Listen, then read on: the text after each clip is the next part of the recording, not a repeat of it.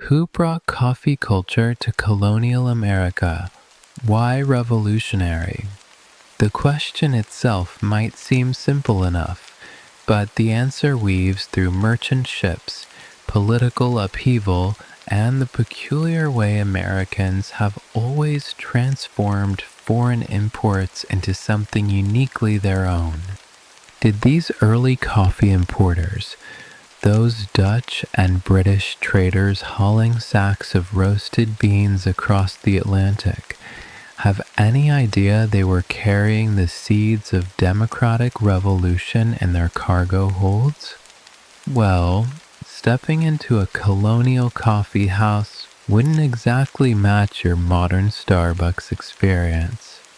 The air would hit you first, thick with pipe smoke, sweat, and the acrid burn of over-roasted beans that colonists hadn't quite figured out how to brew properly yet. No vanilla lattes here, just bitter, gritty liquids served in pewter cups that probably hadn't been washed properly in weeks.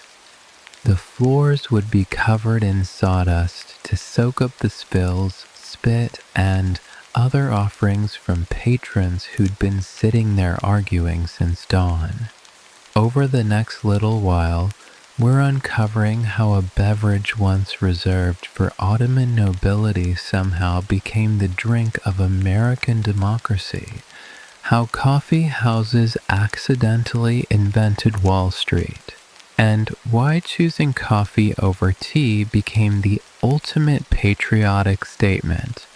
Along the way, you might find yourself understanding why your morning coffee ritual connects you to revolutionary plotters, enslaved people's resistance, and the very foundations of American capitalism. And perhaps, as we trace these aromatic trails through history, your own thoughts will begin to settle like grounds at the bottom of a colonial coffee cup, dark, rich, and surprisingly peaceful. If stories like this help you unwind at the end of your day, consider subscribing for more historical journeys designed to carry you gently towards sleep, but only if you're finding this useful for your bedtime routine. I'd love to know, what's your relationship with coffee? Are you a morning person who can't function without it, or maybe someone who prefers tea but respects coffee's cultural power? Drop a comment below. I'm genuinely curious about how this bitter bean has shaped your own daily rituals. Before we begin tonight's journey through colonial coffee houses and revolutionary meetings, take a moment to adjust your pillows just right. Let your shoulders drop away from your ears, and if you're someone who tends to clench your jaw while concentrating, consciously let it soften now. Tonight we're traveling to a time when coffee was controversial, dangerous even, and every sip was a small act of rebellion.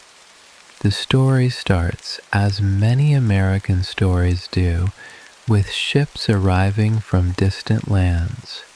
But these particular ships, approaching colonial ports in the late 1600s, carried something the colonists had only heard whispers about. The Ottoman Empire had been consuming this dark beverage for over a century. Venice and London had their established coffee houses, but American colonists, they were still thoroughly British in their tea-drinking habits, about to encounter something that would challenge everything they thought they knew about social drinking. The Dutch were actually first, bringing coffee to New Amsterdam before it became New York, sometime around 1640. Evidence suggests, though scholars debate the exact date, that coffee beans were being traded through Dutch merchant networks well before the first dedicated coffee house opened. These early importers, Men like William Kieft and Peter Stuyvesant viewed coffee purely as commodity, just another product to mark up and sell, like beaver pelts or tobacco. They kept meticulous shipping records, noting weights and prices, but nowhere did they write this will fundamentally transform American society. Funny how the most revolutionary changes start with someone just trying to make a profit. The British merchants followed soon after, especially once they took New Amsterdam in 1664 and renamed it New York. They brought with them the London coffee house tradition, though tradition might be too grand a word for something barely 50 years old at that point. These merchants, names like John Hutchins and Thomas Lloyd appear in port records, understood coffee differently than their Dutch predecessors. To them, coffee houses weren't just about the beverage, they were about creating spaces for business. The kind of business that couldn't be conducted in churches, or in private homes, or even in taverns where alcohol made men too loose with their secrets. But here's where colonial coffee culture immediately diverged from its European origins, and historians still argue about why. In London, coffee houses were strictly male domains, women literally banned from entering. In the colonies, the rules were fuzzier, more negotiable. Some establishments maintained European restrictions, others quietly allowed women in side rooms, and a few progressive houses, particularly in Philadelphia, permitted mixed company during certain hours. Contemporary accounts describe, though sometimes disapprovingly, women participating in coffee house discussions about politics, trade, and even theology. Perhaps it was the frontier mentality, that sense that old world rules didn't quite apply in this new world, or perhaps it was simply practical. In a land where labor was scarce, turning away paying customers seemed foolish. The beans themselves told their own complex story of global trade. Most came through British merchants who bought from Dutch suppliers who purchased from Ottoman traders who sourced from Ethiopian and Yemeni growers, each hand that touched those beans adding cost and complexity. The journey from plant to cup could take 2 years, the beans slowly oxidizing, developing flavors that modern coffee aficionados would probably find appalling. Records from the period describe coffee that was often rancid, mixed with chicory, burnt grain, or even ground acorns to stretch supplies, sweetened with molasses when sugar was too expensive, which was often. You can almost taste the disappointment of that first sip, expecting something exotic and refined, getting instead a bitter, gritty punch to the palate. Yet colonists kept drinking it, kept gathering in these smoky, cramped establishments, kept choosing coffee over ale or cider or even their beloved tea. Why? The answer, as we're about to discover, had less to do with taste and everything to do with what coffee houses represented, spaces where merchants, lawyers, craftsmen, and even laborers could sit at the same table, engage in the same arguments, share the same revolutionary ideas that were beginning to percolate through colonial society. Where exactly did these revolutionary coffee encounters first take place? Boston likes to claim the honor, and they have some evidence. But New York and Philadelphia both dispute this narrative with their own compelling documentation. The truth is, all three cities were experimenting with coffee houses almost simultaneously in the 1670s and 1680s, each one developing its own distinct coffee culture that would shape American democracy in different ways. Boston's first confirmed coffee house, and historians mostly agree on this, was the London Coffee House, opened by Benjamin Harris in 1676. The same Benjamin Harris who'd fled London after publishing seditious pamphlets, which should tell you something about the kind of establishment he intended to run. Located near the Old State House, his coffee house immediately attracted merchants, ship captains, and what colonial authorities nervously called men of radical temperament. Harris even tried publishing America's first newspaper from his coffee house in 1690. Public occurrences both for rain and domestic, though the authorities shut it down after exactly one issue. Apparently, mixing caffeine with free press was too potent a combination for the colonial government's comfort. New York's coffee story started earlier but developed slower.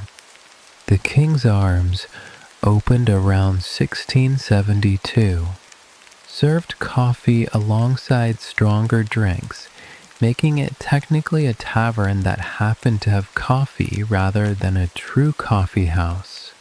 But by 1683, a merchant named John Hutchins opened what he explicitly called the Coffee House on Pearl Street. No ambiguity there.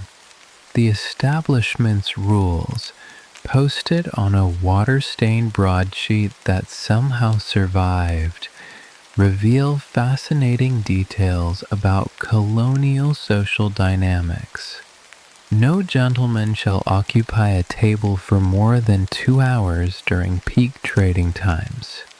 No discussion of women's private matters upon penalty of ejection, and most interestingly, all ranks of men welcome provided they can pay. That last rule, seemingly simple, was actually radical for its time. Philadelphia entered the coffee scene around 1683 with James Stanfield's place on Front Street. But the city's Quaker influence created a notably different atmosphere than Boston or New York. Less shouting, more thoughtful debate, and surprisingly, better record keeping. The Philadelphia coffee houses maintain detailed logs of daily discussions, though one suspects they sanitize the more colorful exchanges. These logs show conversations ranging from theological disputes about predestination to practical matters of ship insurance to heated arguments about whether tomatoes were poisonous, which was still a serious debate in the 1680s. The physical spaces themselves were nothing like modern cafes. Picture instead cramped rooms with low ceilings blackened by years of pipe smoke, long communal tables scarred by knife marks and coffee stains, windows so grimy that noon looked like twilight. The furniture was mismatched, salvaged from ships or inherited from failed taverns, chairs of different heights forcing some men to sit awkwardly high or low at the shared tables. One contemporary account from Boston describes, with obvious disgust, men of quality sitting elbow to elbow with laborers still bearing the dust of their trade. But that was precisely the point, wasn't it? The coffee itself remained consistently terrible by any objective measure. A Swedish visitor in 1681 wrote, and you can sense his horror. They boil the beans until all pleasant flavor has fled, then serve the resulting liquid at temperatures that would scald the devil himself. Colonial coffee makers hadn't yet learned the Ottoman art of proper roasting and grinding. They often reused grounds multiple times, adding fresh beans to yesterday's soggy remains. Some establishments kept a perpetual pot going, never fully emptied, just topped up daily with new water and occasional fresh grounds. The resulting brew, thick as mud and twice as bitter, required considerable fortitude to swallow. Yet men gathered eagerly in these uncomfortable, malodorous spaces, paying a penny for the privilege of sitting and sipping this awful brew. Why? Because coffee houses offered something taverns couldn't, sobriety mixed with stimulation. In taverns, alcohol loosened tongues but clouded judgment. Important business conducted over ale often looked foolish in the morning light. But coffee? Coffee sharpened the mind while loosening social constraints, creating what one Philadelphia merchant called a peculiar democracy of alertness. The rules and customs that evolved in these spaces were uniquely American, though borrowed partly from European models. In London coffee houses, different establishments catered to different professions. Lloyd's for shipping, Jonathan's for stocks, Will's for writers. But colonial coffee houses, perhaps from necessity in smaller cities, mixed everyone together. A ship's captain might share investment tips with a printer. A lawyer might debate theology with a carpenter. A merchant might learn about machinery from a millwright. This cross-pollination of ideas, fueled by caffeine and proximity, created something new. I particularly love the account from New York in 1686, describing a heated coffee house argument about whether the moon influenced crop growth. A learned physician quoted ancient authorities. A farmer countered with decades of personal observation. A merchant suggested they settle it with a wager, and a passing minister warned them all against gambling. The argument apparently continued for 3 days, drawing in more participants, generating several pamphlets, and establishing absolutely nothing except that colonists would argue about anything given enough coffee. Women's relationship with these spaces remained complicated and regionally varied.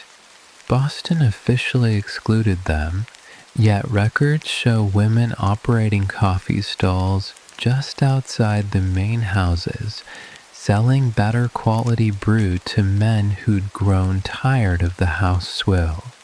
New York allowed widows to inherit coffee house licenses, creating the odd situation where women could own but not patronize their own establishments. Philadelphia, ever the outlier, had at least 2 coffee houses that welcomed respectable women during morning hours, though what constituted respectable sparked its own debates. The native people's view of these coffee houses, when recorded at all, ranged from amusement to bewilderment. A Lenape trader in Philadelphia reportedly asked why colonists needed special houses just for drinking bitter water and arguing, when they could do both things anywhere. It's a fair question. one that gets at something essential about coffee house culture. These weren't just places to drink coffee. They were stages for performing a new kind of public life, democratic, caffeinated, and endlessly contentious. Could anyone walking past those early coffee houses, seeing men stumble out after hours of caffeinated debate, have imagined these smoky rooms would dethrone the tavern as democracy's unofficial headquarters? The transition happened so gradually, yet so completely, that by the 1740s, tavern keepers were petitioning colonial governments to restrict coffee house hours. They were losing customers, losing influence, losing their centuries-old monopoly on public gathering spaces. Taverns had ruled colonial social life since the first settlements. Every town charter required at least one. Colonial law actually mandated their existence. They served as courtrooms when circuit judges arrived, wedding venues for those who couldn't afford church ceremonies, meeting halls for town business, and most importantly, the only acceptable places for men to gather and speak freely. Tavern keepers wielded enormous unofficial power. They knew everyone's business, controlled information flow, and could influence public opinion by choosing which conversations to encourage and which to shut down with a strategic last call. The tavern's political power seemed unassailable. Consider Boston's Green Dragon Tavern in the 1730s, before it added coffee service. The owner, William Douglas, essentially ran an intelligence network from behind his bar. Ship captains reported international news. Merchants discussed prices and trade routes. Colonial officials accidentally revealed government plans after their third rum, and Douglas collected it all, selling information to whoever paid best. The colonial governor himself complained, though privately, that Douglas knew more about Massachusetts politics than most elected officials. But coffee houses offered something taverns couldn't match: sustained, sober argumentation. A wonderful account from Philadelphia in 1738 describes the same group of merchants attempting to negotiate a shipping contract first in a tavern, then in a coffee house. At the tavern, after 2 hours and considerable ale, they'd agreed to terms that seemed brilliant until someone reviewed them the next morning and realized they'd essentially agreed to sail to China via the Arctic. The next week, powered by coffee instead of alcohol, they produced a 20-page contract that established new standards for colonial shipping agreements. The difference wasn't just sobriety, it was the kind of focused, caffeinated attention that could sustain complex reasoning for hours. The timing mattered too. Taverns traditionally opened at noon, but coffee houses opened at dawn. By the time tavern keepers were unlocking their doors, coffee house patrons had already been debating for 6 hours.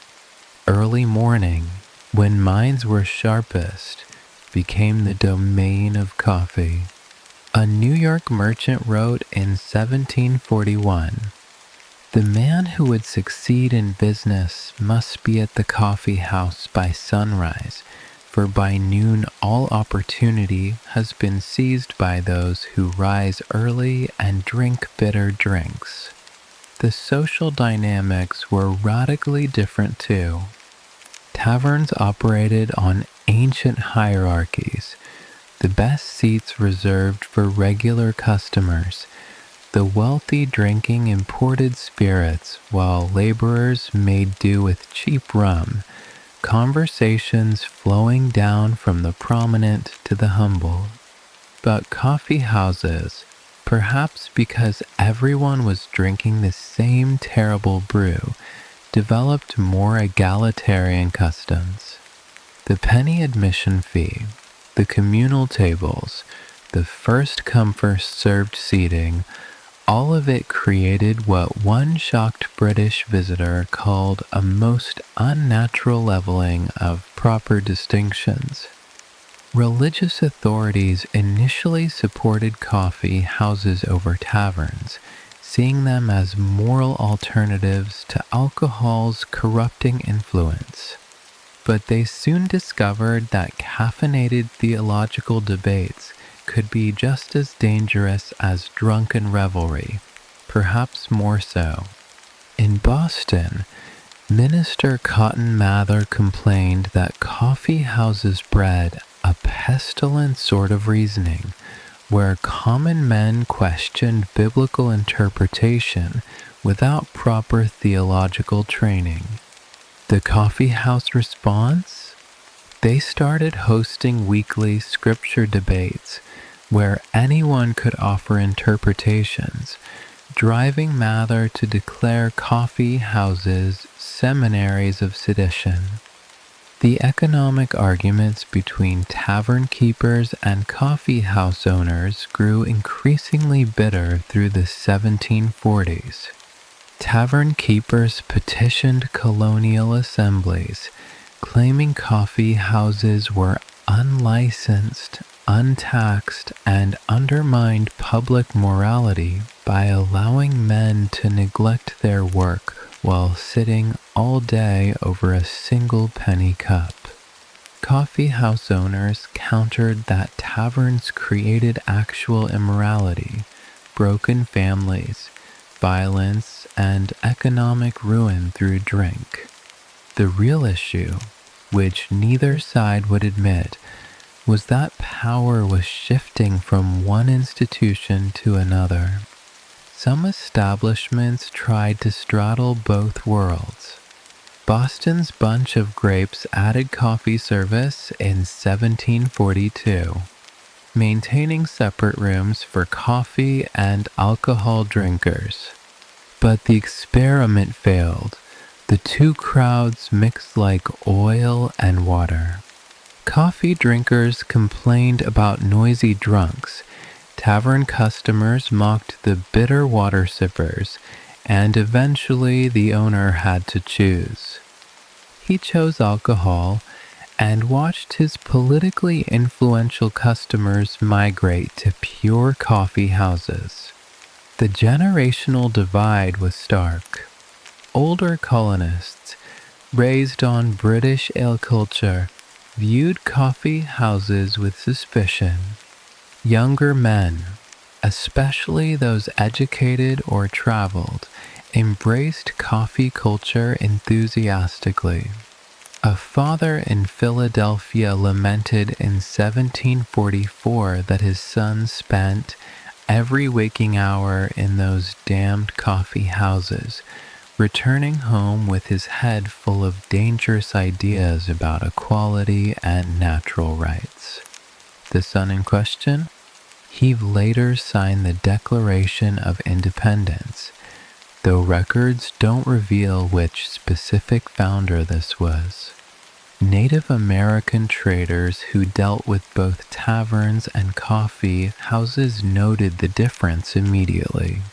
A Mohawk fur trader named Joseph, quoted in a 1743 Pennsylvania journal, observed that colonists made better deals in coffee houses, but were more generous in taverns.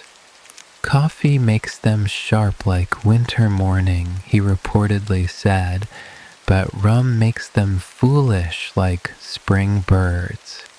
He preferred taverns for selling, coffee houses for buying, showing a sophisticated understanding of how different beverages affected colonial business practices. Women entrepreneurs recognized the opportunity before most men did. While barred from tavern ownership in most colonies, coffee houses existed in legal gray areas. Several women, calling themselves coffee women, operated semi-legal establishments from their homes. Mary Ballard in Boston, Elizabeth Steele in New York, Hannah Pennell in Philadelphia all ran successful coffee rooms that technically weren't public houses and therefore skirted licensing laws. These female-run spaces, quieter and cleaner than their male counterparts, attracted a clientele that included some of the most progressive thinkers of the era. By 1750, the transformation was largely complete. Taverns still existed, still served their communities, but the real business of colonial life, political, economic, intellectual, had moved to the coffee houses. The question was no longer whether coffee houses would replace taverns as centers of power, but what kind of power would emerge from these caffeinated gatherings? The answer, as we're about to see, would shake the British Empire to its foundations.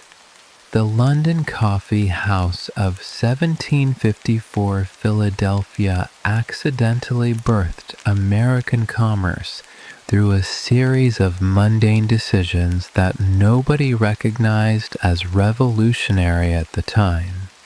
William Bradford, printer by trade and coffee house owner by necessity after inheriting the building from a deceased uncle, simply wanted to make his establishment profitable. He started by posting shipping schedules on the wall, then allowed merchants to leave notes for each other, then provided a ledger for recording informal agreements, and, before anyone quite realized it, he created America's first unofficial financial exchange. Bradford's coffee house sat at the corner of Front and Market Streets, perfectly positioned to catch both merchants walking from the docks and lawyers heading to court. The building itself was unremarkable.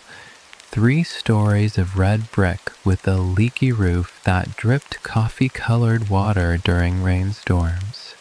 But location and architecture mattered less than what happened inside those walls between dawn and dusk each day. By 1755, more business transactions occurred in Bradford's establishment than in all of Philadelphia's government offices combined. The innovation started with those shipping notices. Ship captains would post arrival and departure times, cargo manifests, available space for goods or passengers. Simple enough. But then merchants began adding their own notices. Seeking 50 barrels Virginia tobacco. Will pay premium for Carolina indigo. Northwest fur pelts available. Best offer by Friday. Bradford provided chalk and slate boards, then graduated to paper and pens, eventually dedicating an entire wall to what became known as the Exchange Board. You can still see the ghost marks on the restored building today, thousands of pinholes forming a constellation of colonial commerce. Insurance was born at Bradford's corner table.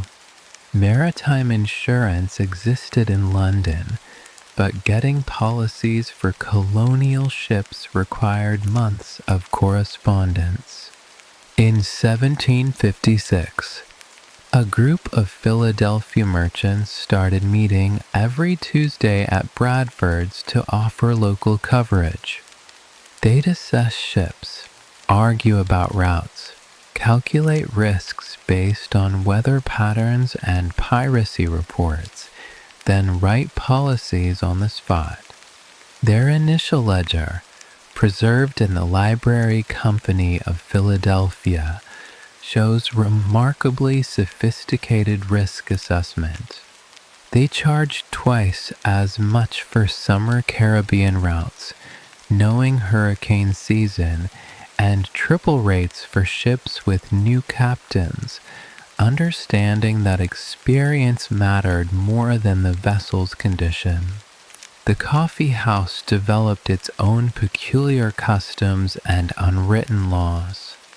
The front room was for general business. Anyone with a penny could enter. The back room, officially for private parties, became the domain of major merchants conducting sensitive negotiations. The second floor housed what they called the subscription room, where men paid annual fees to access specialized information, private correspondence from European markets, detailed maps of trade routes, intelligence about competing merchants. Bradford himself maintained strict neutrality. He'd provide information to anyone who paid, never favoring one merchant over another, establishing a principle of market transparency that was radical for its time. Stock trading emerged almost by accident. Colonial merchants had always bought shares in shipping ventures, but these transactions happened privately, inefficiently, often corruptly. At Bradford's, with buyers and sellers gathering daily, a natural market developed. By 1758, they were trading shares in everything: mills, mines, land companies, even bridges that hadn't been built yet. A young clerk named Thomas Willing, who'd later found the first bank of the United States, created a daily price list that Bradford posted each afternoon. This single sheet of paper, updated with coffee-stained fingers each day, became America's first stock ticker. The accounting methods developed at Bradford spread throughout the colonies. Previously, most colonial merchants used British bookkeeping systems designed for established firms with predictable inventory. But colonial trade was chaotic, seasonal, dependent on weather and warfare. At Bradford's coffee house, merchants developed new ways to track partial shipments, joint ventures, currency fluctuations between colonies.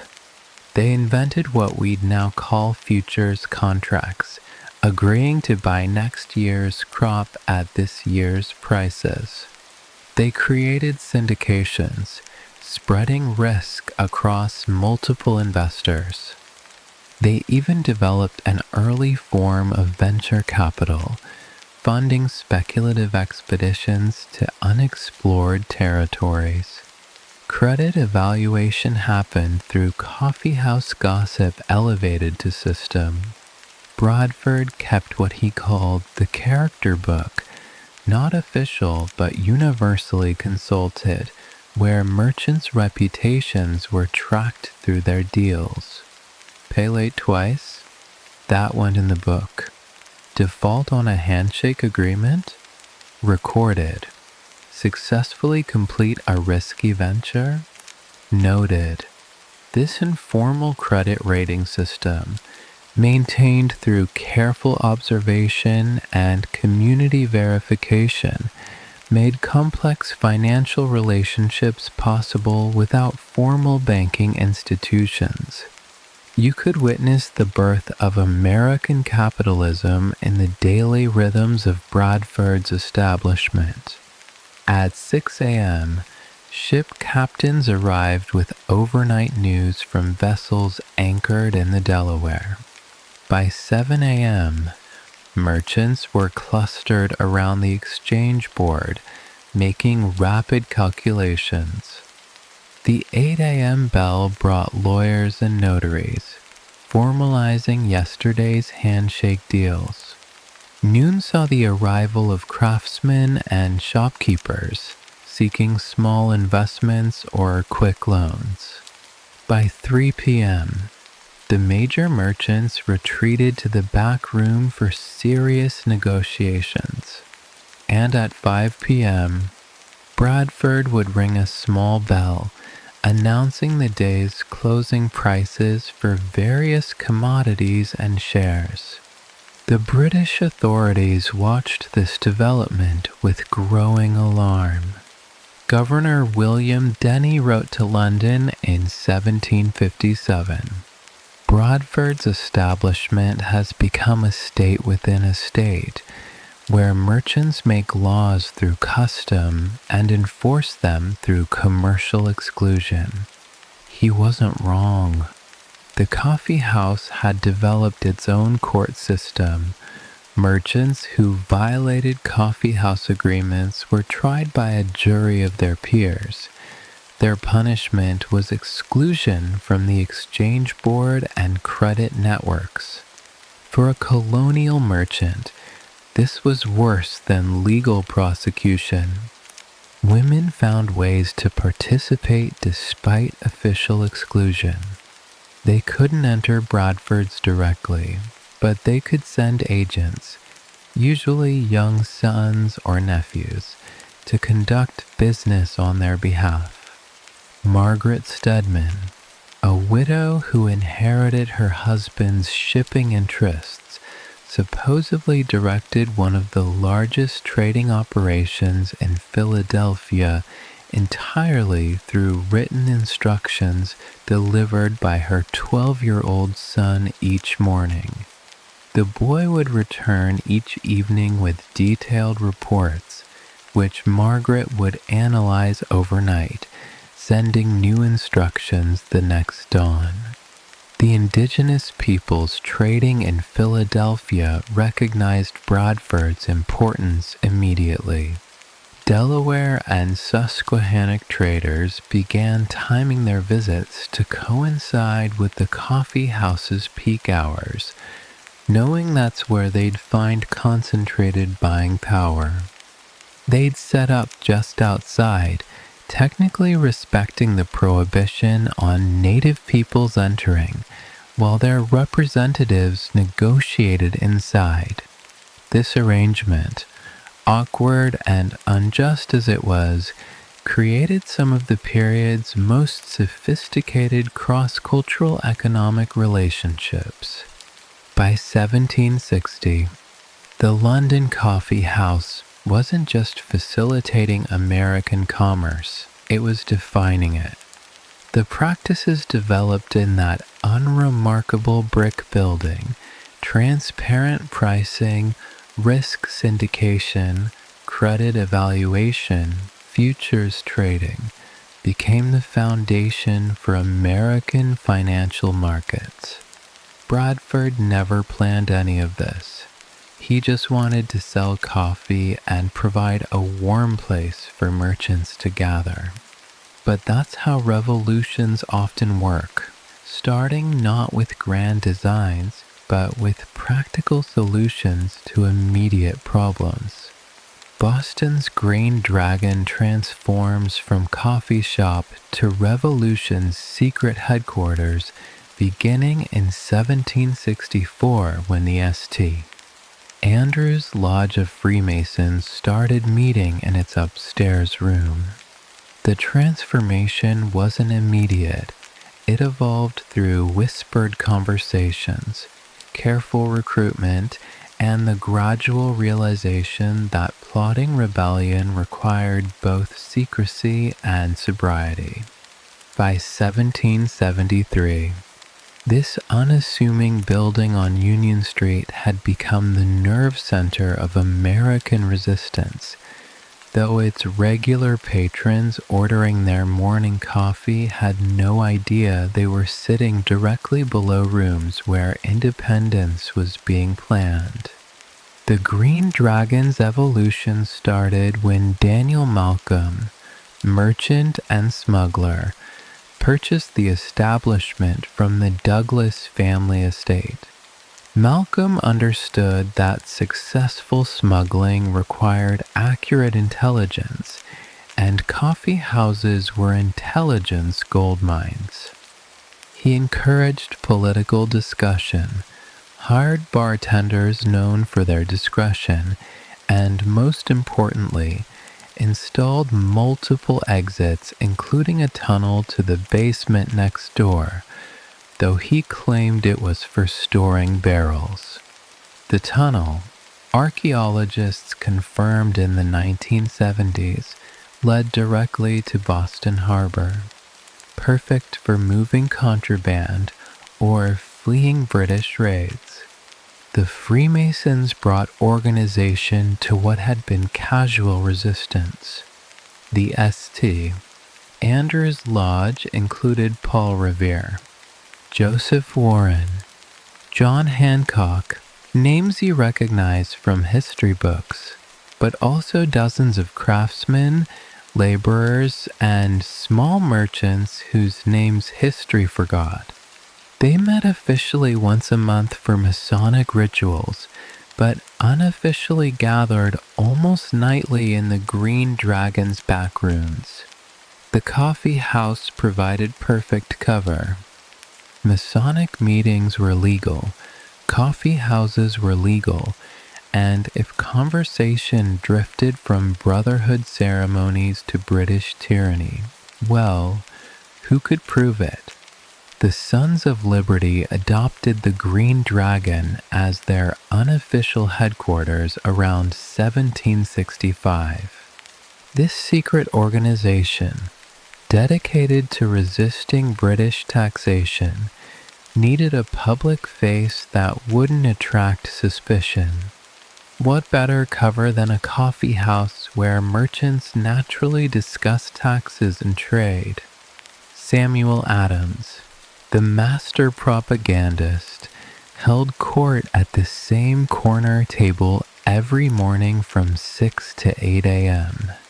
Officially, he was meeting with constituents about local Boston matters.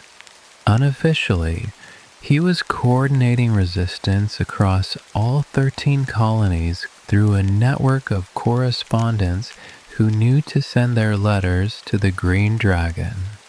You can trace the escalation of revolutionary planning through the Green Dragon's purchase records, preserved because Malcolm was meticulous about accounting. In 1765, coffee orders were normal, about £20 monthly. By 1770, they were ordering £60 monthly. By 1773, over £100. Either Bostonians had developed severe caffeine addiction, or meetings were running longer, involving more people, requiring more sustained attention than ever before. The records also show increased purchases of candles, paper, and ink, the tools of conspiracy. The Committee of Correspondence met here every Thursday evening starting in 1772. This intercolonial communication network, Sam Adams's greatest innovation, coordinated resistance from Massachusetts to Georgia. Letters would arrive throughout the week, read aloud in the upper room, copied by volunteers, then dispatched to other colonies. The British knew something was happening at the Green Dragon, but coffee houses had become so essential to colonial commerce that shutting one down would cause economic chaos.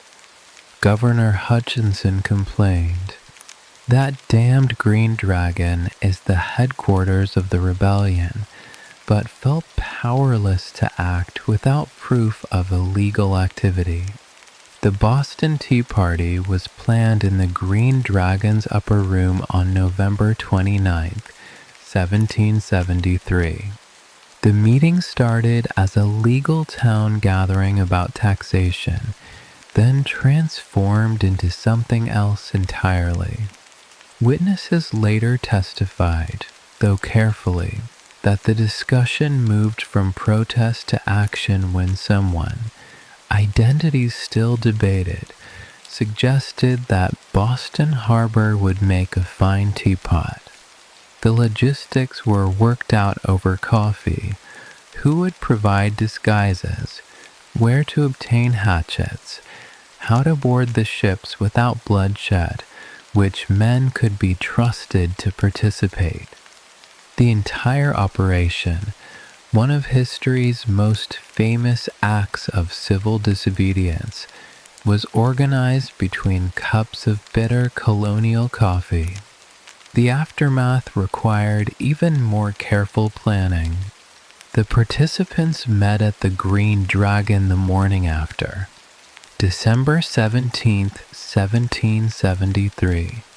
Maintaining perfect normalcy, they ordered their usual coffee, discussed shipping news, complained about the weather, while British soldiers questioned patrons about the previous night's events. Paul Revere later wrote, though not publicly until after independence, that watching men who destroyed 342 chests of tea calmly sip coffee while denying any knowledge of the event was the finest performance I ever witnessed. The British crackdown following the Tea Party made the Green Dragon even more important. The Port Act closing Boston Harbor meant official meetings were banned, but coffee houses? Still technically legal. The Green Dragon became the unofficial government of Boston, coordinating food distribution, organizing resistance to British troops, maintaining morale during the occupation. Women, banned from the coffee house proper, ran a supply network through the back entrance, smuggling food, ammunition, and intelligence past British patrols. The Midnight Ride network was coordinated from the Green Dragon. That famous night of April 18th, 1775, Revere didn't spontaneously decide to warn the countryside. The entire alert system had been planned months in advance in the Green Dragon's upper room. Who would watch the British? Which routes riders would take? Where fresh horses waited? All meticulously organized over countless cups of coffee. The lantern signal from Old North Church. One if by land, two if by sea. That code was developed at the Green Dragon too. British spy John Howe, whose reports were discovered after the war, tried repeatedly to infiltrate the Green Dragon's inner circle. His accounts reveal the sophistication of colonial security. The public coffee room operated normally, but accessing the upper rooms required passwords that changed weekly. Strangers were watched, questioned indirectly, tested with false information to see if it reached British ears. Howe managed to drink coffee there for months, but never penetrated beyond the public room. He reported with frustration. They conduct their treasonous business behind a facade of ordinary commerce so perfect I cannot distinguish rebellion from coffee trade. Indigenous allies of the colonists used the Green Dragon as a contact point. Stockbridge Indians, who would later fight alongside colonial forces, sent representatives to meet with resistance leaders. These meetings happened before dawn, when the coffee house was technically closed, but revolution never slept. The conversations, conducted through interpreters, coordinated military intelligence, and strategic alliances that would prove crucial in the coming war. The Green Dragon's ledgers from 1774 to 1775 tell their own story. Coffee consumption reached extraordinary levels, over 200 pounds monthly by early 1775. The purchase of writing materials exceeded that of many printing shops. And peculiarly, orders for milk and sugar dropped to almost nothing. Revolution, apparently, was taken black. The final entry before the battles of Lexington and Concord simply notes, "Coffee ordered for the 20th, payment uncertain." After April 19th, 1775. The Green Dragon's role as headquarters ended. The revolution had moved from planning to fighting. But those years of caffeinated conspiracy had done their work. A coffee house that started as a simple business had become the birthplace of American independence, one cup at a time. Yet why did Southern planters resist this democratic drink longer than their northern neighbors? The answer weaves through economics, social hierarchy, and the uncomfortable reality that coffee culture threatened the very foundations of plantation society, while Boston merchants plotted revolution over coffee. Charleston aristocrats clung to their tea services and afternoon rituals, viewing coffee houses as dangerous spaces where social order might dissolve as quickly as sugar in a hot cup. The numbers tell part of the story. By 1760, Boston had one coffee house for every 1,000 residents. New York and Philadelphia showed similar ratios, but Charleston, one for every 4,000. Savannah, Williamsburg, even fewer. This wasn't about availability. Southern ports imported plenty of coffee beans, mostly for re-export to the north. The resistance was deliberate, calculated, rooted in fear of what coffee houses represented.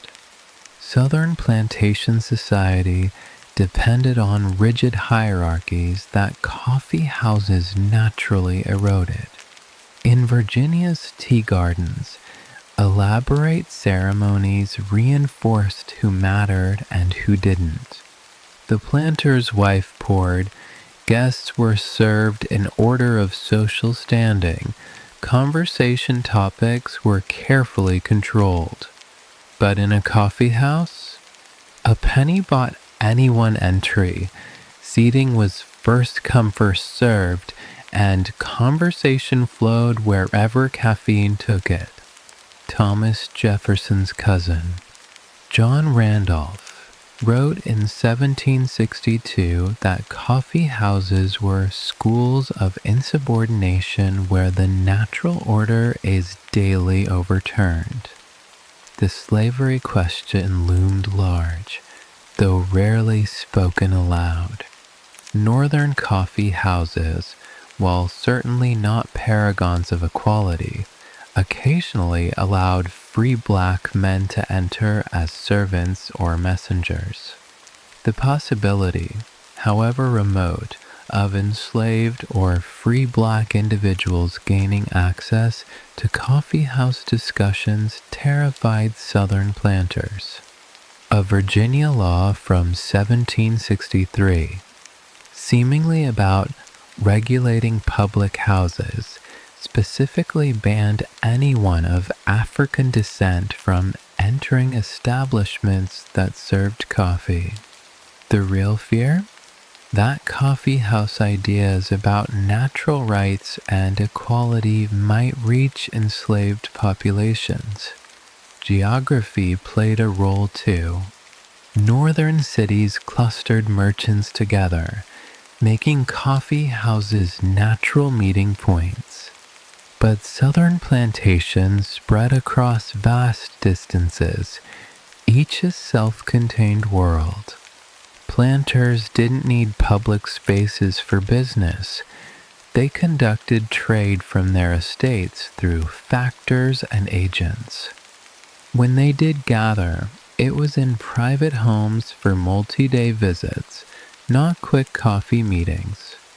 The very idea of dropping by a coffee house for an hour seemed undignified, rushed, decidedly ungentlemanly. Class anxiety ran deeper in the South than historians initially recognized. Northern merchants might sit with craftsmen in coffee houses, but Southern planters couldn't risk such mingling. Their entire identity, economic, social, political, depended on maintaining distance from lesser whites. William Byrd, too, of Virginia, wrote extensively about this, though his diaries weren't published until the 20th century. He describes visiting a Philadelphia coffee house in 1763 and being horrified to find himself seated between a blacksmith and a printer, men who would never dare approach my carriage in Virginia. The religious divide mattered more than you might expect. Northern coffee houses, influenced by Puritan culture, framed coffee as morally superior to alcohol. But Anglican Southern society saw moderate wine and tea consumption as marks of civilization. Coffee was either foreign, associated with Turks and heathens, or working class, what laborers drank to stay awake. Neither association appealed to planters who modeled themselves on English country gentlemen. A Charleston minister preached in 1761 that coffee houses bred enthusiasm, which in 18th century terms meant dangerous religious and political extremism. Some Southerners tried to establish coffee culture, but faced immediate resistance.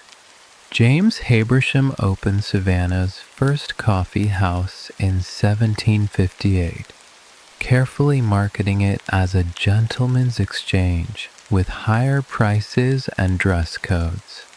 It failed within 6 months. The problem wasn't just cultural, it was structural.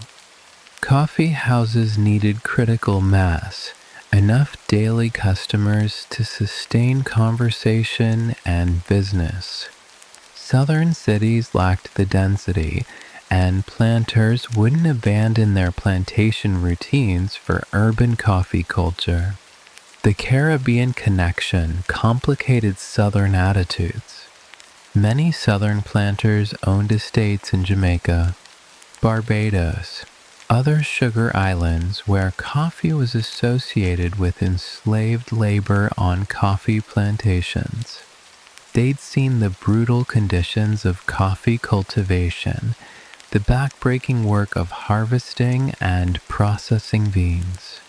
For them, coffee carried the smell of oppression in ways tea never did. One South Carolina planter wrote, "I cannot enjoy a beverage knowing the misery of its production, though he apparently had no such qualms about sugar or tobacco." Women's roles differed dramatically between regions. Northern coffee houses, while excluding women from direct participation, existed within walking distance of homes and shops where women wielded economic influence.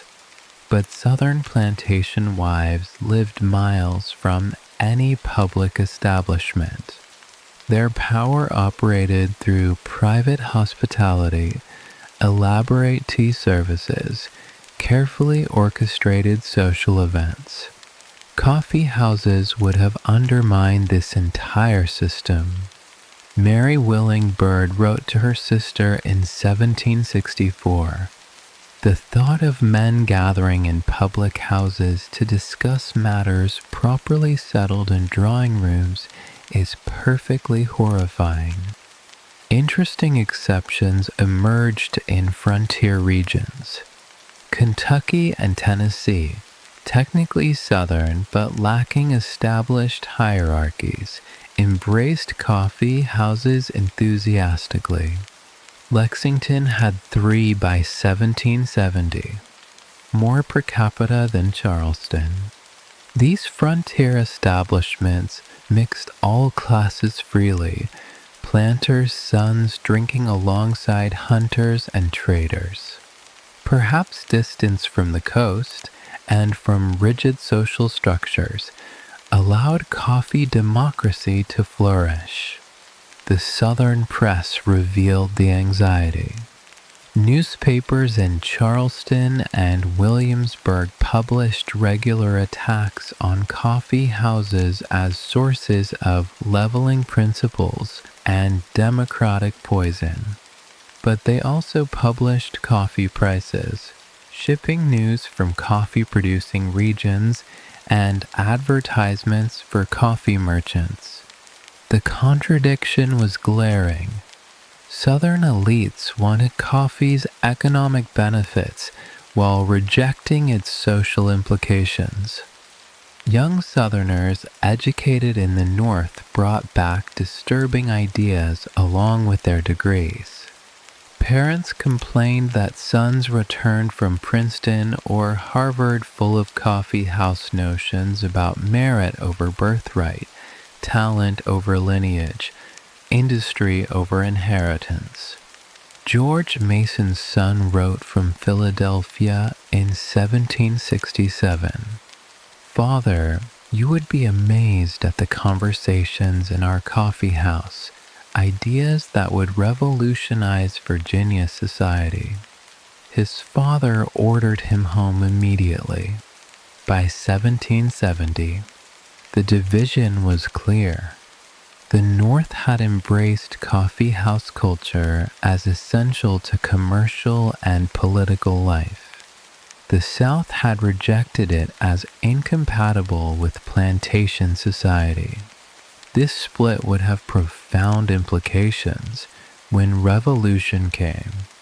Northern resistance was coordinated through coffee houses while Southern resistance operated through private correspondence and secret meetings. The same beverage that united Northern revolutionaries became a symbol of what divided American society.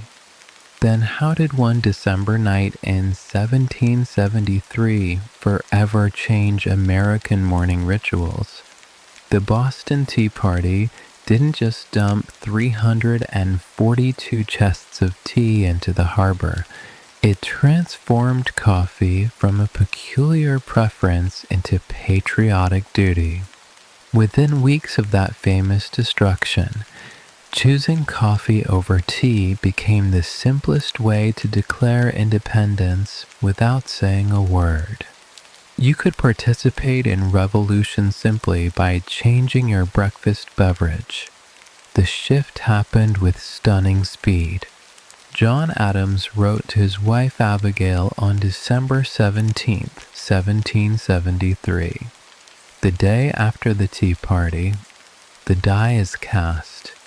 The people will not submit to tea, and I suppose we must learn to love coffee. By December 20th, Boston merchants reported complete cessation of tea sales. Not gradual decline, complete stop. Households that had cherished their tea services for generations suddenly found them politically toxic.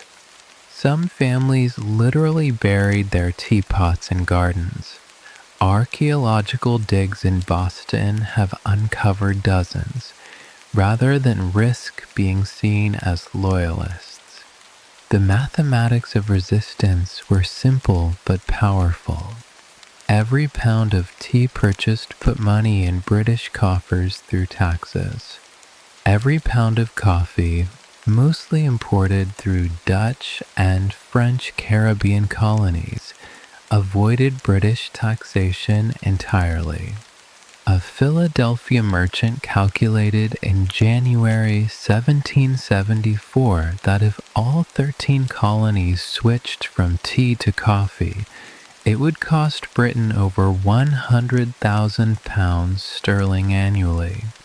The economic warfare was precise, targeted, and executable by anyone who could afford either beverage. Coffee merchants couldn't believe their fortune. James Beckman of New York wrote in his ledger, "The destruction of the tea has occasioned such demand for coffee as I have never seen." Prices initially spiked. Coffee cost 3 times as much as tea in some markets, but patriots paid willingly. Then something remarkable happened. American merchants organized to keep coffee affordable, agreeing to limit markups to ensure every patriot can afford their daily cup of liberty. This price coordination, technically illegal under British trade laws, happened openly in coffee houses where British authorities couldn't interfere without proving conspiracy. The social pressure was intense. Women, who controlled household purchases, led the transformation. The Daughters of Liberty organized coffee teaching circles, where ladies who'd never brewed coffee learned proper techniques. These weren't casual gatherings. They were revolutionary cells disguised as domestic education. Martha Washington herself, according to family letters, switched Mount Vernon entirely to coffee by February 1774, serving it to guests with pointed comments about American beverages for American patriots. Newspapers tracked the transition like a political campaign. The Boston Gazette published weekly freedom tallies, counting coffee houses versus tea rooms in each city. The Pennsylvania Journal printed coffee recipes alongside political essays, treating brewing instructions as revolutionary propaganda. The Virginia Gazette ran a series called Coffee Conversions, profiling prominent citizens who'd publicly renounced tea. By March 1774, drinking tea in public had become social suicide in patriot circles. The British recognized the threat immediately.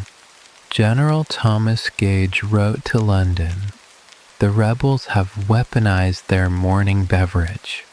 Every coffee house is a recruitment center, every coffee cup a declaration of resistance."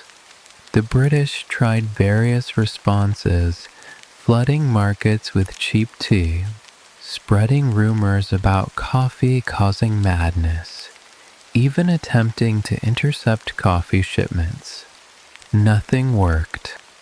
Americans had found their symbol, and it was bitter, black, and decidedly non-British. Some colonists took the coffee commitment to extremes.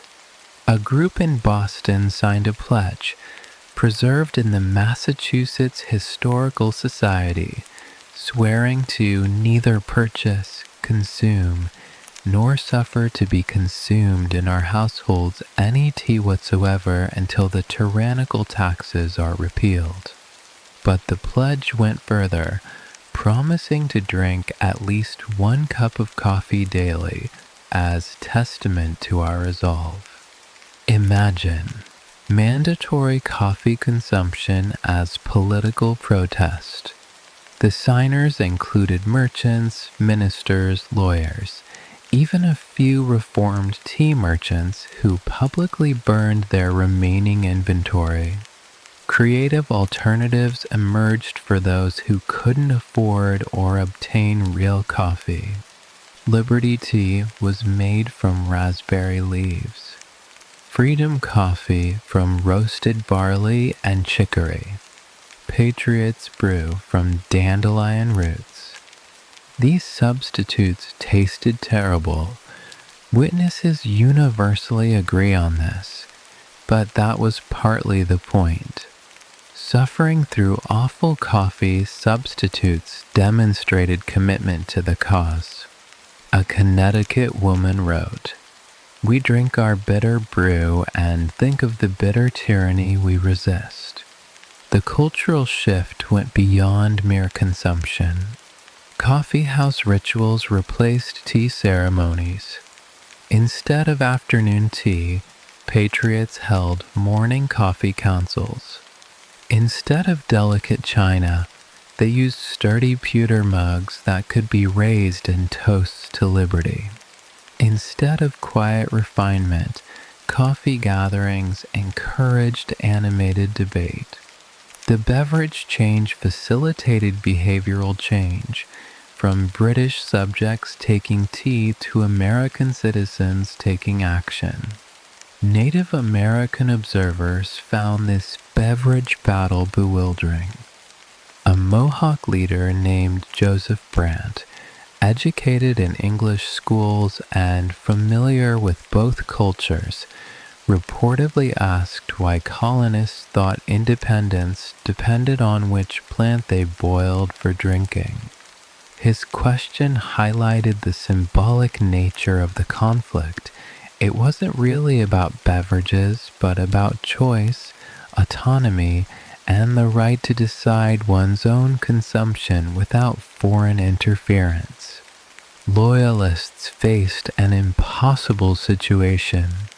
Drinking tea marked them as enemies of liberty, but switching to coffee felt like betrayal of crown and culture.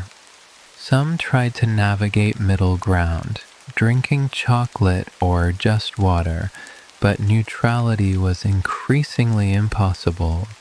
Benjamin Franklin's son William, the royal governor of New Jersey and confirmed loyalist, wrote about the coffee persecution he faced. Former friends wouldn't speak to him after he was seen purchasing tea. His own servants refused to prepare it. Eventually, even this crown official was forced to drink coffee, at least in public. The medical community split over supposed health effects. Patriot doctors suddenly discovered that coffee cured various ailments previously attributed to tea, improved digestion, cleared thinking, strengthened constitution. Loyalist physicians countered with warnings about coffee's dangers, nervous disorders, insomnia, moral degradation. Dr. Benjamin Rush, signer of the Declaration, published a pamphlet arguing that coffee drinking promoted republican virtues while tea encouraged monarchical weakness. Medicine had become politicized. Your doctor's beverage recommendation revealed their politics. By summer 1774, the transformation was complete. Coffee had become America's drink not through preference, but through protest. The Continental Congress meeting that September didn't need to debate beverage choice. Delegates arrived already converted to coffee. The political beverages had chosen sides: tea with tyranny, coffee with freedom. This alignment would persist long after independence, shaping American culture in ways those tea-dumping patriots could never have imagined. The Merchant's Coffee House auction block-shaped Wall Street before Wall Street existed through a peculiar combination of slave trading, stock dealing, and real estate speculation that would make modern ethicists deeply uncomfortable. This building at the corner of Wall and Water Streets, demolished in 1804 but archaeologically excavated in the 1970s, hosted the birth of American financial markets on the same wooden platform where human beings were sold as property. The moral contradictions were obvious even then, yet somehow this tainted origin point created systems that would define global capitalism. The building itself rose 4 stories above Wall Street, impressive for 1750s New York. The ground floor held the public coffee room. The second floor contained private meeting rooms. The third housed offices for merchants, and the fourth stored documents that essentially ran New York's economy. But the real action happened outside, on the covered platform extending into Wall Street where auctions occurred daily at noon. Ships' cargo, livestock, real estate, stocks, bonds, and yes, enslaved human beings, all sold from the same blood-stained boards. The financial innovations emerged from practical necessity. Traditional European exchanges required formal membership, elaborate rules, government oversight. The Merchant's Coffee House had none of that, just merchants gathering to trade whatever needed trading. They developed streamlined methods that would seem familiar today: standardized contracts, public price listings, settlement procedures, margin requirements. A Dutch visitor in 1769 wrote with amazement, "They conducted minutes what would take Amsterdam's exchange days to complete." The auction system itself revolutionized American commerce. Previously, sales happened privately through negotiations that could drag on for weeks. At the Merchant's Coffee House, everything went to the highest bidder in public view. Transparency, even if forced, created trust. Buyers knew they weren't being cheated if everyone saw the same prices. Sellers knew they were getting market value if multiple bidders competed. The auctioneer, usually the coffee house owner himself, took a standard 2% commission, establishing a fee structure that persists in financial markets today. You could witness the entire economic ecosystem functioning in a single afternoon. At 11:45, merchants would gather, examining goods displayed for auction. At noon precisely, the auctioneer would ring a brass bell that supposedly came from a Dutch slave ship, though this might be mythology. Bidding proceeded rapidly, no item taking more than 5 minutes, efficiency being paramount. By 12:30, settlements were being arranged in the coffee room. By 1 o'clock, new deals were being structured based on morning results. The whole system ran like clockwork, if clockwork occasionally paused to sell human beings. The contradiction tortured some participants even as they profited from it.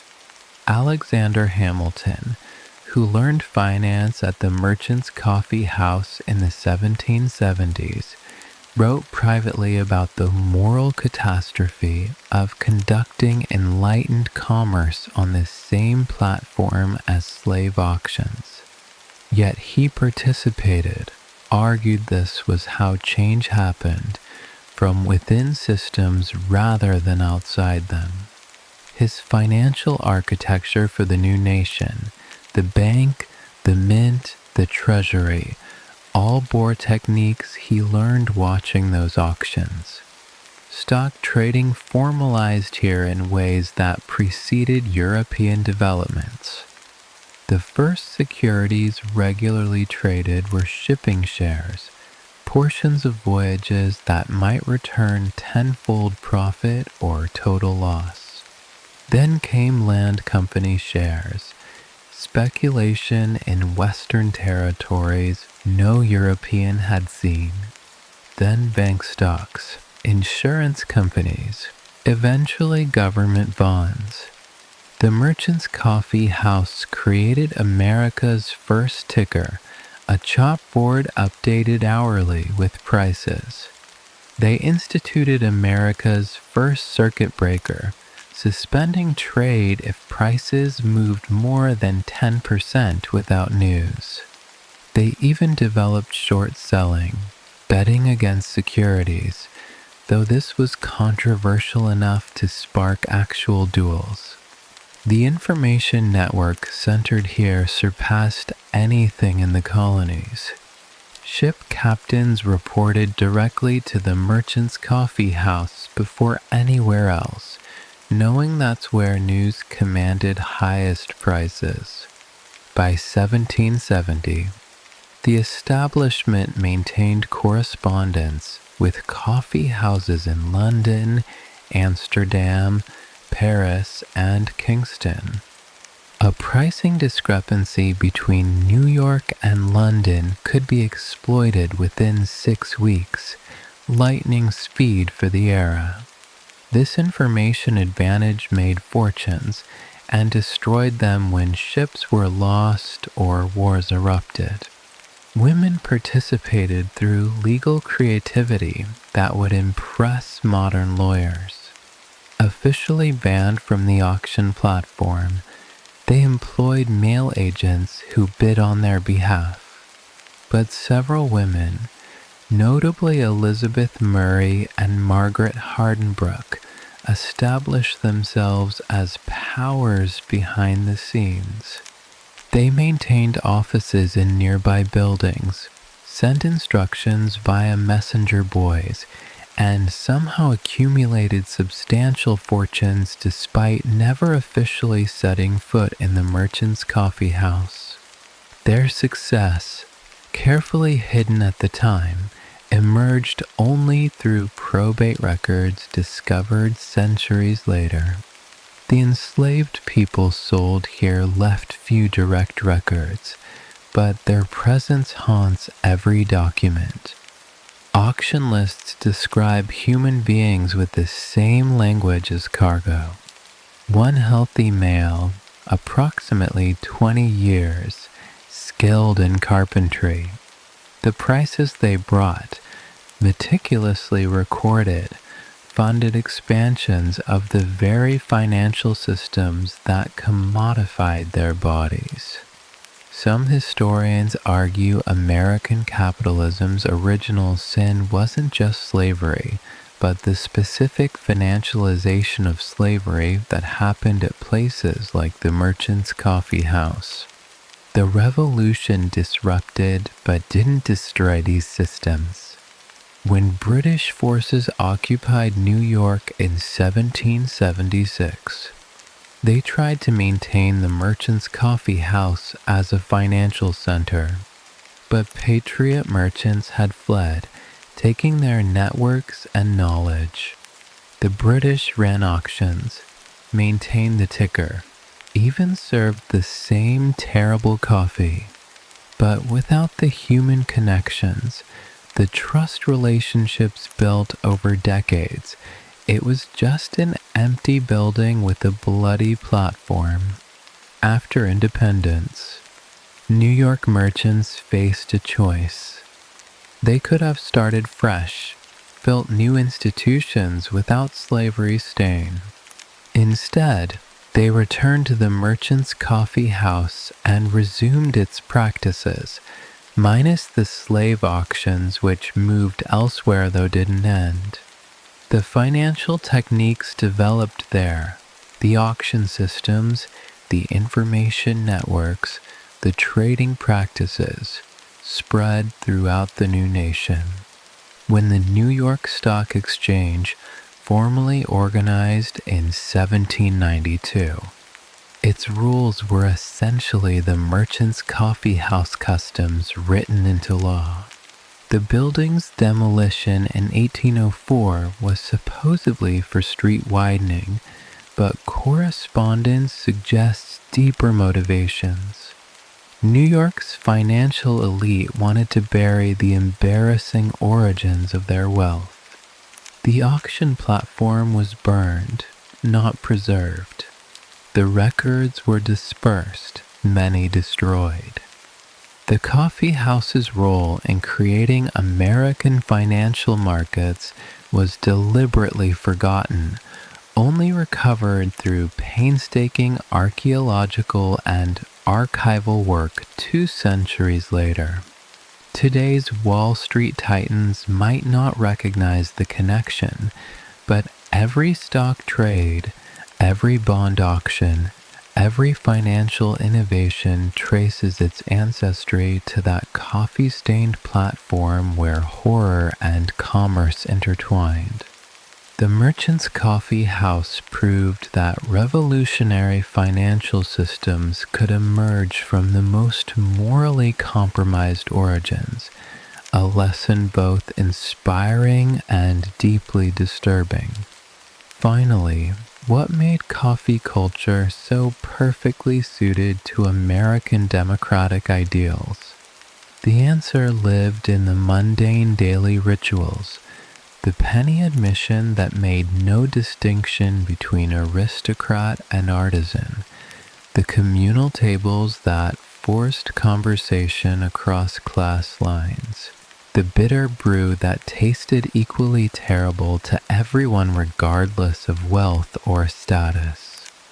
Coffee houses accidentally created laboratories for democracy decades before anyone wrote constitutions or declared independence.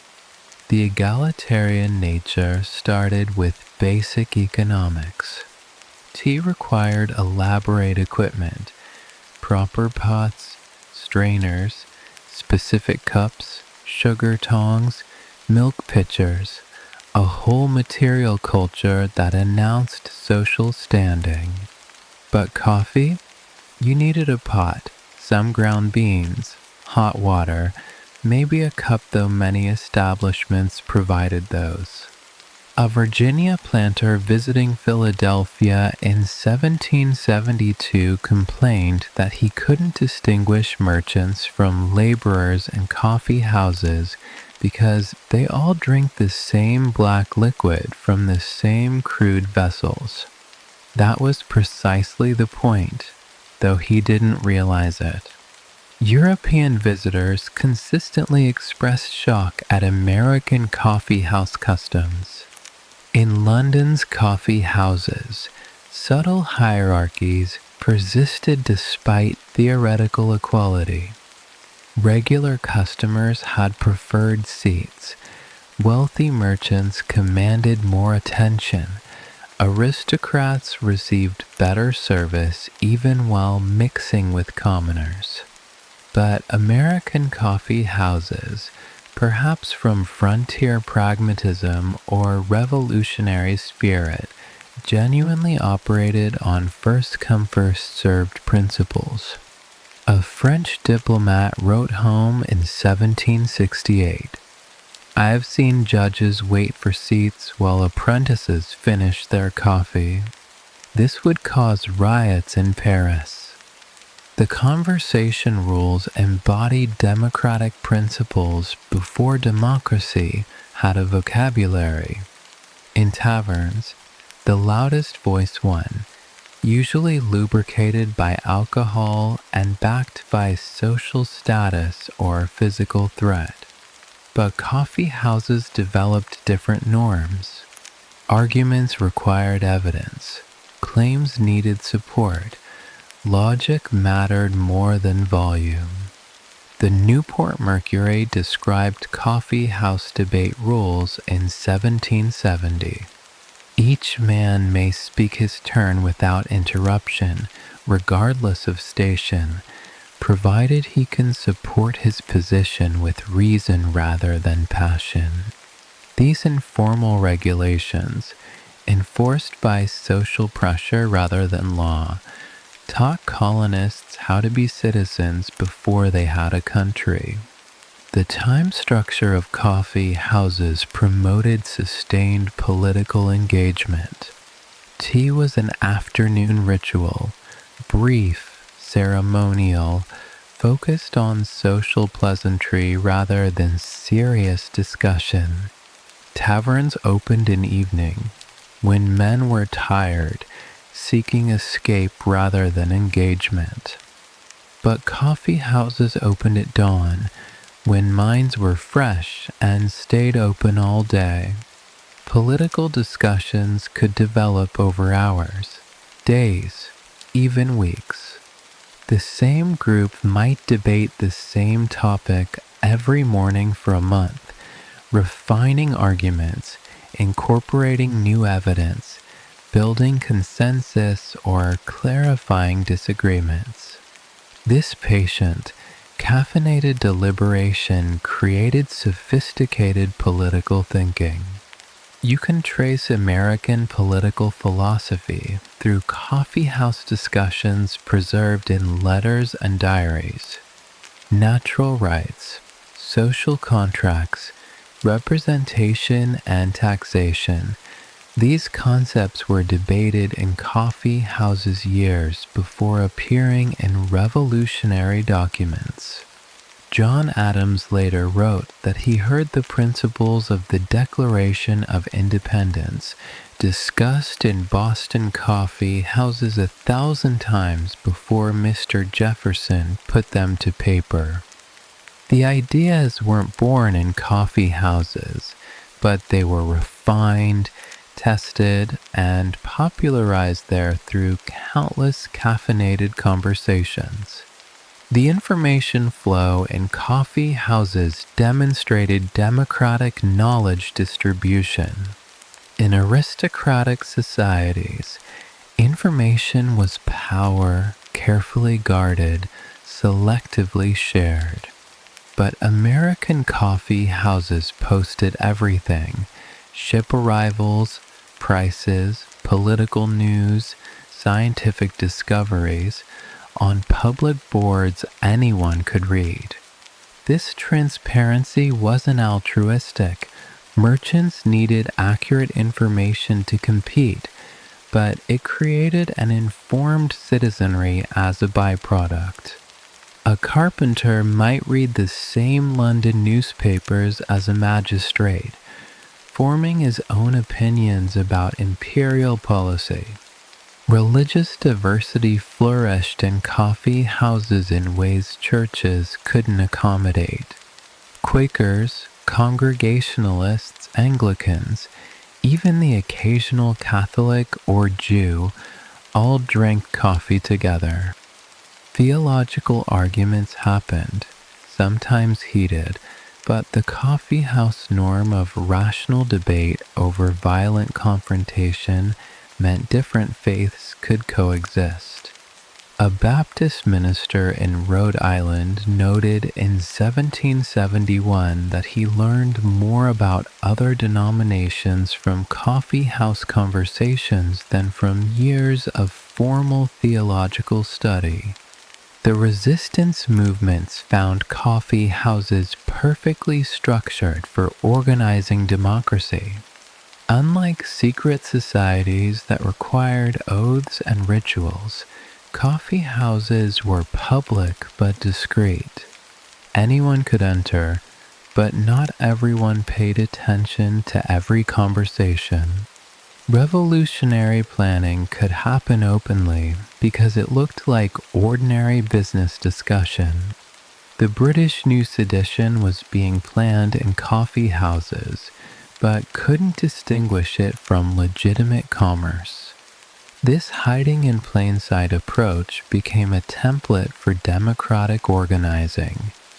Women's exclusion from most coffee houses actually strengthened their political influence in unexpected ways. Denied direct participation, women created parallel networks that were more disciplined, more secretive, and often more effective than male coffee house discussions. The Daughters of Liberty used lessons learned from observing coffee house organizing, regular meetings, information sharing, collective decision making, but applied them with better operational security. Several historians argue the revolution succeeded partly because women's organizing complemented and improved upon male coffee house methods. Indigenous peoples who observed coffee house culture saw its democratic potential immediately. A Cherokee delegation visiting Philadelphia in 1773 spent considerable time in coffee houses, not drinking coffee, which they found repulsive, but studying the social dynamics. Their translator recorded one leader saying, "This is how they make agreements without chiefs or councils. Every man speaks, every man listens, then they decide together." This observation, that democracy was process rather than structure, showed remarkable insight. The economic democracy of coffee houses challenged traditional capitalism. Wealthy merchants couldn't monopolize information or opportunities when everything was public. Small traders could pool resources to compete with established firms. Credit was extended based on reputation observed daily in coffee houses rather than inherited social standing. This meritocratic capitalism, where success depended on skill rather than birth, became a defining American characteristic. Young people found in coffee houses an education unavailable in formal schools. Boys as young as 12 served as runners and assistants, absorbing political philosophy, economic theory, and social dynamics through observation. Benjamin Franklin Back.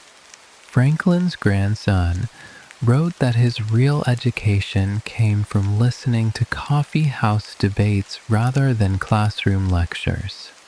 This informal apprenticeship in democracy prepared a generation for self-governance.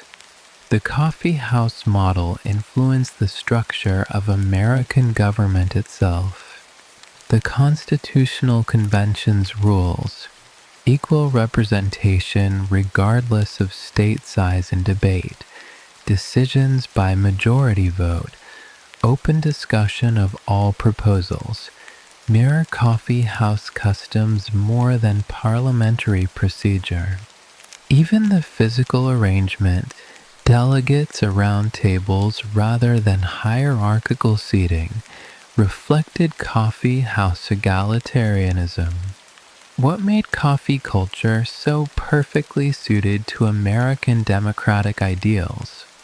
Perhaps it was simply this. Coffee houses were spaces where people practiced being citizens before they knew that's what they were doing. Every penny admission was a vote for equality. Every communal table a lesson in civic engagement. Every bitter cup a reminder that democracy, like coffee, is an acquired taste that becomes essential once you develop it.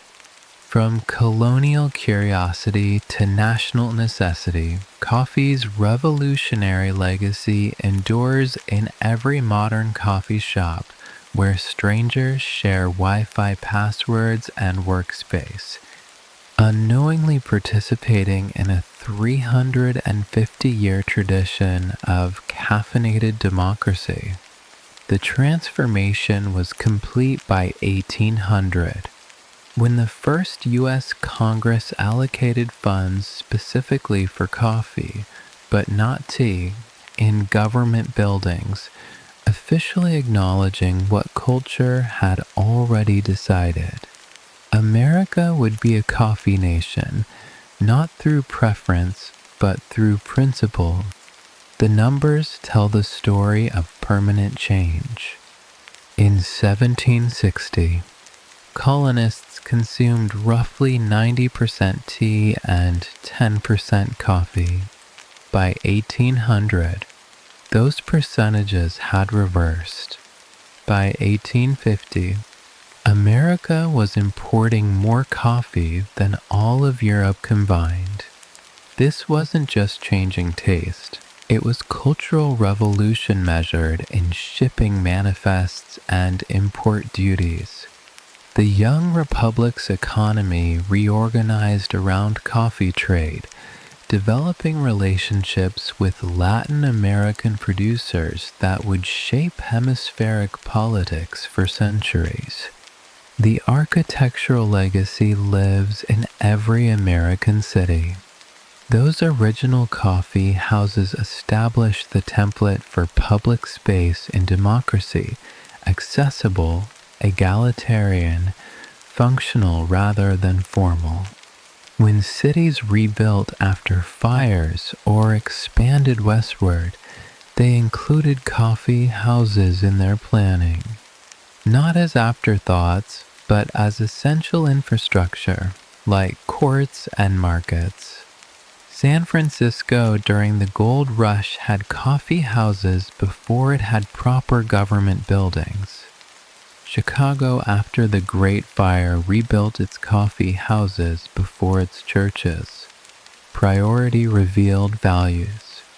The business practices born in colonial coffee houses became standard American capitalism.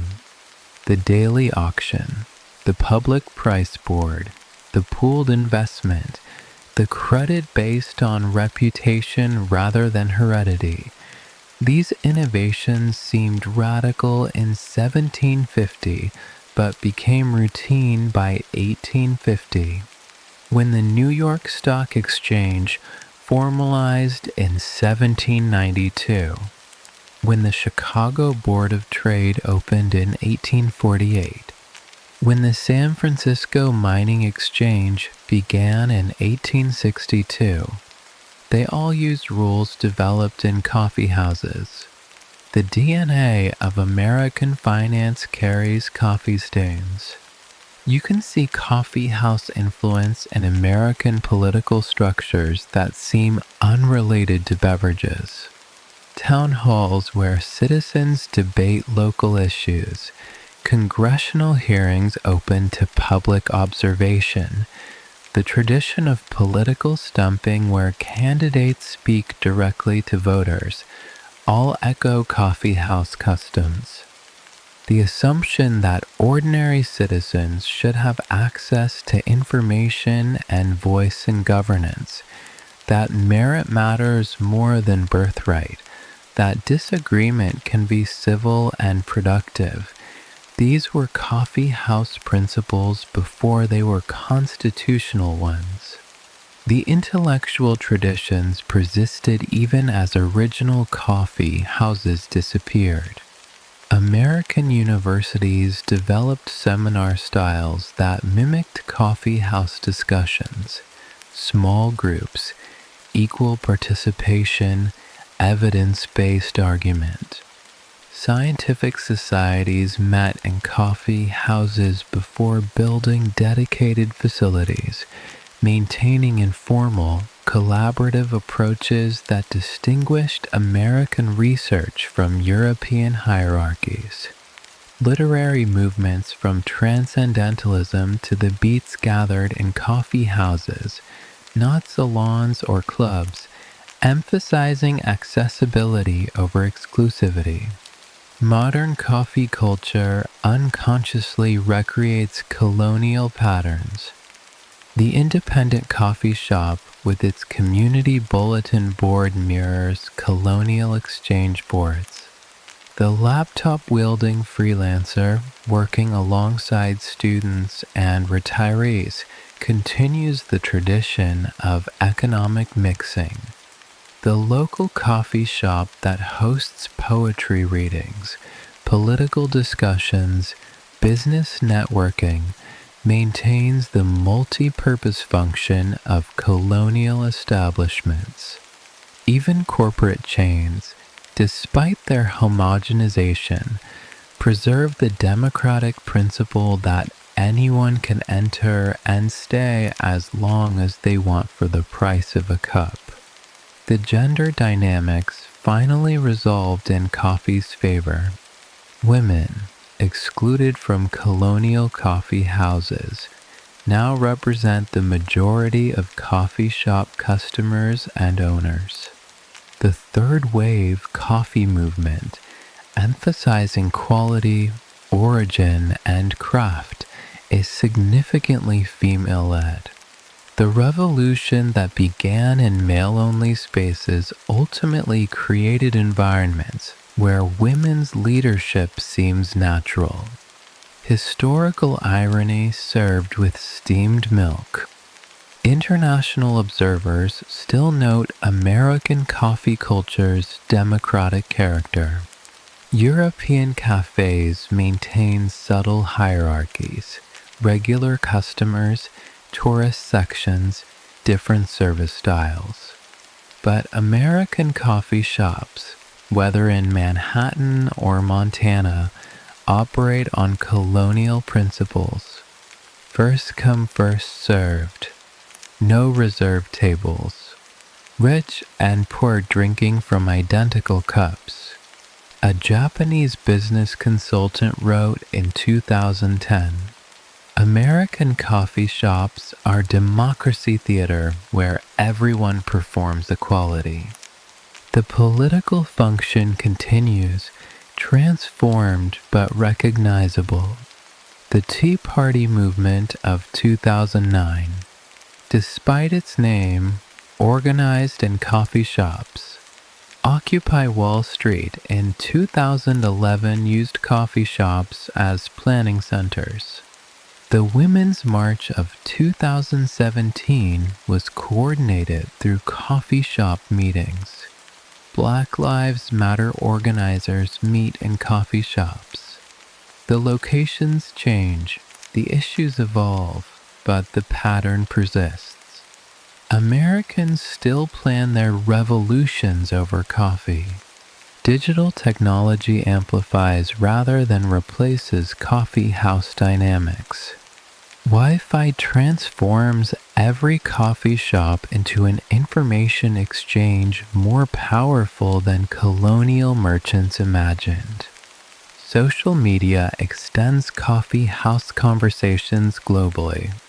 Remote work makes coffee shops into offices, recreating the colonial blend of commerce and community. The physical spaces matter more, not less, in digital age, providing human connection that screens can't replicate. The economic impact remains enormous. Coffee is America's second most valuable legal import after oil. The industry employs millions, from port workers to baristas. Coffee shops anchor neighborhood development, signal gentrification, define community character. Real estate agents joke that Starbucks locations predict property values better than any algorithm. This economic power, rooted in colonial coffee houses, shapes modern American geography. Educational functions persist in evolved forms. Children do homework in coffee shops, unconsciously absorbing democratic norms. Students study for exams while overhearing business deals and political arguments. Career networking happens over lattes instead of colonial coffee. The informal education that Benjamin Franklin Back praised continues, though nobody drinks coffee as bitter as their ancestors endured. The quality has certainly improved since colonial days. Modern Americans would likely spit out the muddy, bitter brew that fueled the revolution. But something essential persists through centuries of refinement. Coffee shops remain spaces where hierarchy softens, where ideas matter more than identity, where democracy gets practiced daily in small, caffeinated ways. The transformation from colonial curiosity to national necessity wasn't just about changing beverages. It was about choosing openness over exclusivity, merit over inherited privilege, transparency over secrecy, engagement over isolation. These choices, made in cramped, smoky colonial coffee houses, created patterns that define American culture. Every morning when Americans grab their coffee, whether from fancy espresso bars or gas station convenience stores, they participate in a revolution that began with merchants and rebels sharing bitter drinks and dangerous ideas. Coffee culture didn't create American democracy, but it provided the spaces where democracy could be practiced, refined, and spread.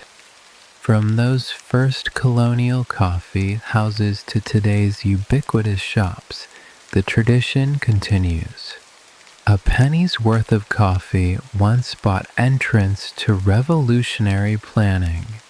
Today's $5 latte buys the same thing, a seat at democracy's ongoing conversation. And here we are, at the end of our caffeinated journey through time, where revolutionary ideas percolated alongside bitter colonial coffee. The story we've traced tonight, from those first Dutch merchants unloading mysterious beans, to modern coffee shops humming with Wi-Fi and democracy, shows how small choices can reshape entire civilizations. Picture those colonial coffee houses one more time, the sawdust on the floors, the smoke-stained ceilings, the terrible, terrible coffee that somehow tasted like freedom. Can you smell it? That burnt, bitter aroma mixing with pipe tobacco and revolution. Those cramped rooms where America learned to be America, one penny cup at a time. The voices have grown quiet now, those merchants and rebels, those craftsmen and conspirators, all dissolved into history. But their legacy lives in every coffee shop conversation, every public debate, every moment when strangers become citizens through shared space and caffeine. The revolution they started never really ended. It just became so normal we forgot it was revolutionary. Think about your own relationship with coffee spaces. Maybe you're someone who works from coffee shops, unconsciously participating in that ancient tradition of commerce and community. Or perhaps you meet friends there, continuing customs older than the nation itself. Even if you don't drink coffee, you live in a democracy shaped by coffee house principles, transparency, accessibility, the radical idea that anyone's voice might matter. The night is settling in now, deep and quiet. The way nights must have felt in colonial Boston, after the coffee houses closed, when revolutionaries walked home through empty streets, their minds still buzzing with caffeine and possibility. Tonight you're walking similar paths, though your revolution might be smaller, more personal, the quiet rebellion of choosing rest. Let your breathing slow, the way conversation slowed in those coffee houses at closing time, when the last arguments had been made, the last prices posted, the last cups drained. Your own thoughts can settle like coffee grounds, heavy, still, peaceful at the bottom of the cup. The weight of history is surprisingly gentle, isn't it? All those meetings, all those arguments, all those bitter cups of colonial coffee, they've brought us here, to this moment, where you can close your eyes and drift, knowing that democracy continues, one coffee shop at a time. Your pillow is soft, softer than those wooden coffee house benches. Your room is quiet, quieter than those noisy democratic gatherings. And sleep, when it comes, will be sweeter than any sugar the colonists could afford. Let yourself sink deeper into that peaceful darkness. Tomorrow there will be coffee shops, conversations, the continuing experiment of democracy. But tonight, there's just rest, just quiet, just the gentle fading of one more story into dreams. The revolution can wait until morning, when coffee will taste better than our ancestors ever imagined, and democracy will continue its caffeinated journey. Close your eyes now, let the last echoes of colonial coffee houses fade. Revolutionary dreams are the sweetest kind, especially when you're warm, comfortable, and drifting into sleep.